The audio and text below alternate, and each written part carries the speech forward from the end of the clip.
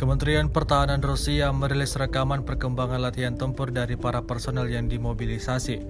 Rekamannya diunggah di akun Telegram @emodirasia pada Rabu 14 Desember 2022. Memperoleh keterampilan yang diperlukan di Belarusia, Insinyur Militer Distrik Militer Barat melanjutkan pelatihan tempur intensif. Para tentara meningkatkan keterampilan mereka dalam menembak dari senjata biasa dan mengendarai kendaraan militer. Mereka menjalani rintangan psikologis, mempelajari kedokteran taktis dan disiplin ilmu lain yang diperlukan. Diketahui kelas dalam koordinasi tempur dan pelatihan tempur diadakan siang dan malam.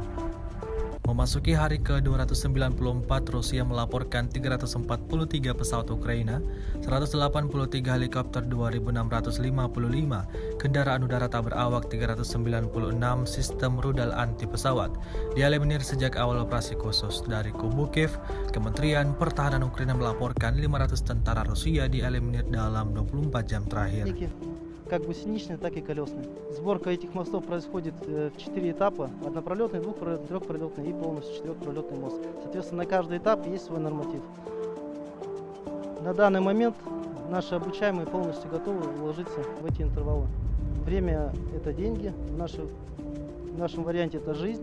Поэтому для того, чтобы задачу не сорвать, необходимо перевыполнять данный норматив, что спасет жизнь тех, кто занимается сборкой моста, и для пропуска колонны, чтобы она не сталкивалась, не сосредотачивалась в одном месте, а продвигалась прямым ходом к направлению.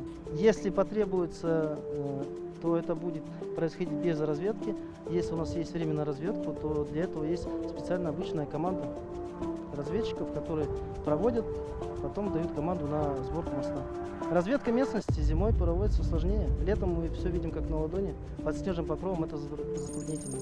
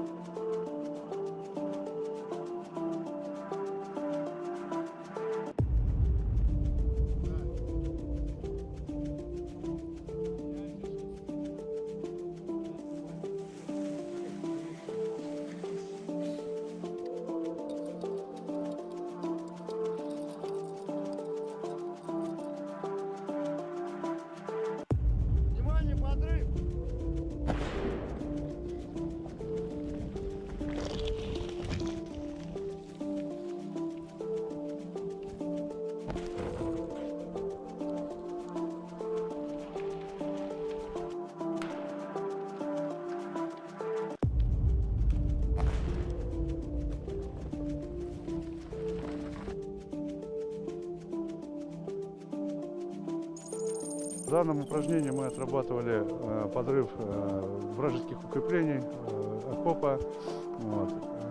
В данном случае было заложено около 25 килограмм взрывчатки, точнее, если говорить, 24 800. Подрыв осуществлялся несущих опор. Цель была уничтожить полностью укрепление путем подрыва несущих конструкций.